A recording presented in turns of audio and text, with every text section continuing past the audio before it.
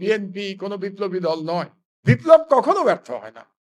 যে বিপ্লব আপাত দৃষ্টিতে মনে হয় ব্যর্থ হয়েছে, সেটাও ব্যর্থ বিপ্লব হয় না। বিপ্লব একটা ধারাবাহিক প্রক্রিয়া। আর এই বিপ্লবে আমি শহীদের মাকে বলছি, আপনার ছেলে জীবন দিয়ে এই বিপ্লব সার্থক করে দিয়ে গেছে। কাজেই তাকে ভুলে যাওয়ার কোনো শক্তি নাই। এবং আমরা যতদিন জীবিত আছি, তোমরা যতদিন জীবিত আছো, শহীদ জুলাই শহীদদের ভুলিয়ে দেবে এই সাধ্যকার। এই বিশ্বাস আমার আছে তোমাদের উপরে, যে তোমাদের প্রজন্ম যতদিন থাকবে, জুলাই শহীদদের জাতি ভুলতে পারবে।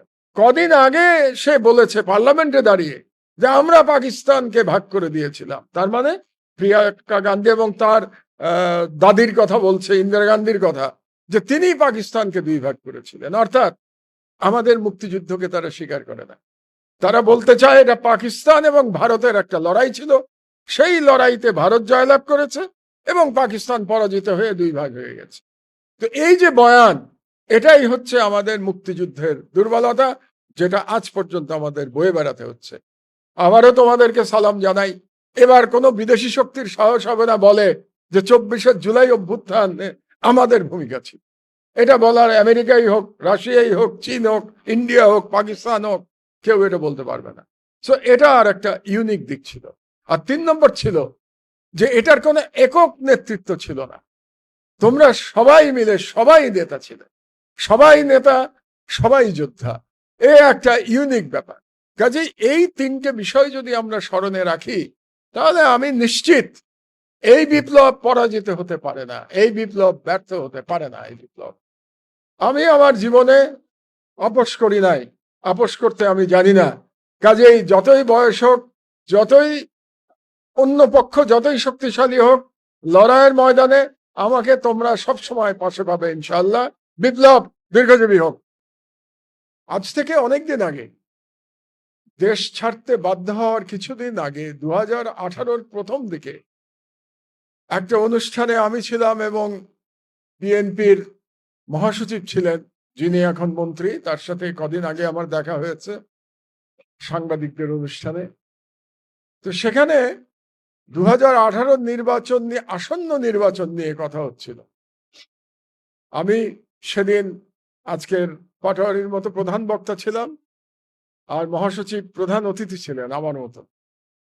তো সেখানে যখন 2018 সালের নির্বাচন নিয়ে কথা হচ্ছিল, আমি বলেছিলাম যে কোনো বিপ্লব ছাড়া শেখ হাসিনাকে, ফ্যাসিবাদকে উৎখাত করা যাবে না। কোনো নির্বাচনের মাধ্যমে কোনো ফ্যাসিবাদ পৃথিবীতে কোথাও পরিবর্তন করা সম্ভব হয় নাই, কাজে আপনারাও পারবেন না।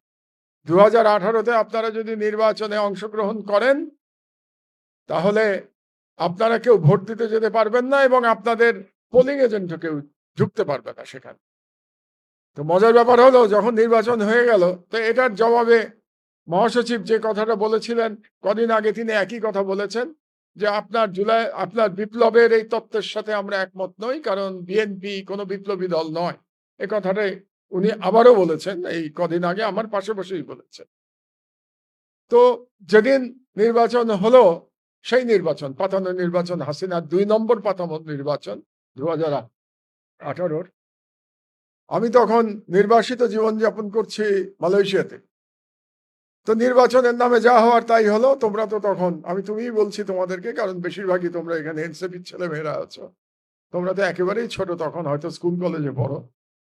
তো ওই দিন আমার সেই বক্তৃতা, সেই যেটা বলেছিলাম যে বিপ্লব ছাড়া হাসিনাকে সরানো যাবে না, ফ্যাসিবাদ উৎখাত করা যাবে না, সেই বক্তৃতাটা ওই দিন ভাইরাল হলো। আমি দেখি সর্বত্র আমার সেদিনকার বক্তৃতা। নির্বাচনের পরের দিন মালয়েশিয়াতে সবাই আমাকে বলল, কেউ বলল মাহমুদ ভাই, কেউ বলল স্যার আপনার বক্তৃতা সব জায়গায় আমরা শুনতে পাচ্ছি, আপনি যেটা বলেছিলেন। তো সেই স্বপ্ন আমার সফল হয়েছে 2024-এ, সেটা তোমরা করেছো। তোমাদের কাছে আমি কৃতজ্ঞ। I salute to you. আমি তোমাদের সকল জুলাই যোদ্ধাকে সালাম জানাই। কিন্তু একটু আগে যে বললাম যে তোমরা অসন্তুষ্ট হবে, এতক্ষণ তো প্রশংসা করলাম, এবার অসন্তুষ্ট হওয়ার জায়গায় যাই। তারপরে বিপ্লব হলো। বিপ্লব হলো বলে আজকে আমি এখানে দাঁড়িয়ে আবার কথা বলতে পারছি। বিপ্লব হলো বলে আমি বাংলাদেশে ফিরে আসতে পেরেছিলাম। বিপ্লব হলো বলে আমার মাকে আমি নিজের হাতে কবরে নামিয়ে দিতে পেরেছি। বিপ্লব না হলে পারতাম না, কারণ দেশেই ফিরতে পারতাম না। কাজেই আজকে যে শহীদের মাতা বলেছেন যে বিপ্লব যেন ব্যর্থ না হয়, আমি তাকে বলতে চাই বিপ্লব ব্যর্থ হয় নাই। বিপ্লব কখনো ব্যর্থ হয় না। যে বিপ্লব আপাত দৃষ্টিতে মনে হয় ব্যর্থ হয়েছে, সেটাও ব্যর্থ বিপ্লব হয় না। বিপ্লব একটা ধারাবাহিক প্রক্রিয়া। আর এই বিপ্লবে আমি শহীদের মাকে বলছি, আপনার ছেলে জীবন দিয়ে এই বিপ্লব সার্থক করে দিয়ে গেছে। কাজেই তাকে ভুলে যাওয়ার কোনো শক্তি নাই। এবং আমরা যতদিন জীবিত আছি, তোমরা যতদিন জীবিত আছো, শহীদ জুলাই শহীদদের ভুলিয়ে দেবে এই সাধ্যকার।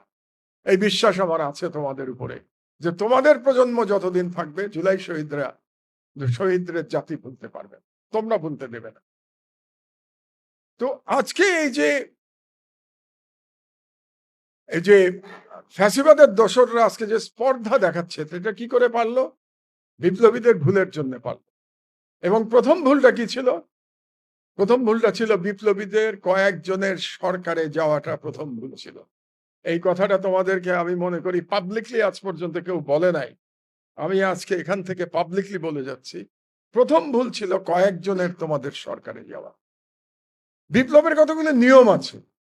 বিপ্লবীরা যখন বিপ্লব করে, হয় সকলে মিলে সরকারে যাবে, তারা সরকার গঠন করবে, যেটা কিউবার বিপ্লবে হয়েছিল।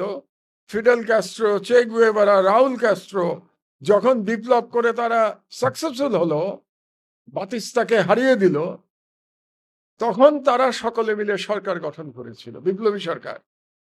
কিন্তু কয়েকজন মিলে এক ধরনের এস্টাবলিশমেন্টের সরকারে যোগদান করে নাই। কাজেই এই যে তিনজনের সরকারে যোগদান করার যে সিদ্ধান্ত, এটা ভুল ছিল। আমি মনে করি সরকার ইউনূস সাহেবের সিলেকশন ওয়াজ পারফেক্ট। সত্য কথা এটা। ইউনূস সাহেব সম্পর্কে নানা রকম বক্তব্য থাকতে পারে। আমার নিজেরই ইউনূস সাহেবের সকল কর্মকাণ্ড, সকল বক্তব্য আমি সমর্থন করি না। কিন্তু ওই মুহূর্তে ইউনূস সাহেব ছাড়া আমাদের সামনে বিকল্প কেউ ছিল না সরকার পরিচালনা করবার জন্য। এবং সেই হিসেবে তোমাদের বিপ্লবীদের সিলেকশন ওয়াজ পারফেক্টলি রাইট, 100% সঠিক। তোমাদের উচিত ছিল বাইরে থেকে বিপ্লবের দর্শন তৈরি করা, বিপ্লবী দল তৈরি করা, ক্ষমতার বাইরে থেকে। কারণ ক্ষমতার ভিতরে গেলে একটা দায়িত্ব চলে আসে। ক্ষমতার ভিতরে গেলে সফলতারও যেমন প্রশংসা নিতে হয়, ব্যর্থতার দায় গ্রহণ করতে হয়। আজকে তোমাদেরকে সেই ব্যর্থতার দায় গ্রহণ করতে হচ্ছে। উচিত ছিল সরকারের বাইরে থেকে জুলাই দর্শন, আমরা জুলাই দর্শনের কথা বলি, কিন্তু তোমরা জুলাই দর্শনের বয়ান তৈরি করতে পারো না। আমি একটা আর্টিকেল লিখেছিলাম দেশ থেকে বাইরে থেকে ফেরার পরেই, জুলাই বিপ্লবের দর্শন। এটা লিখেছিলাম বোধহয় 2025-এর প্রথম দিকে, আমার দেশেই প্রকাশিত হয়েছিল। কিন্তু সেটা তো আমার লেখা, সেটা তো তোমাদের বিপ্লবীর লেখা না। তোমাদের বিপ্লবীর তরফ থেকে একটা জুলাই বিপ্লবের দর্শন আসা উচিত ছিল। আজ পর্যন্ত এটা সাব্যস্ত হলো না এটা অভ্যুত্থান, না এটা বিপ্লব নাকি আন্দোলন। আমি সর্বদা এটাকে বিপ্লব বলে এসেছি, কারণ আমি মনে করেছি যে বাংলাদেশের রাষ্ট্র যে ব্যবস্থা, সেটার একটা আমূল পরিবর্তন হবে, এবং এই কারণেই আমি এটাকে বিপ্লব কল্পনা করেছি। আর আন্দোলন কিংবা অভ্যুত্থান তো শুধুমাত্র সরকার পরিবর্তন। আমার দৃষ্টিতে জুলাই শুধুমাত্র সরকার পরিবর্তনের আন্দোলন ছিল। জুলাই বাংলাদেশের রাষ্ট্র ব্যবস্থা পরিবর্তনের আন্দোলন ছিল, সেটার বিপ্লব ছিল। এই জন্যে জুলাই বিপ্লব, এবং আমার নজরে বিপ্লব চলমান। আগেই একটু কথা বলেছি, একদিনে বিপ্লব শেষ হয়।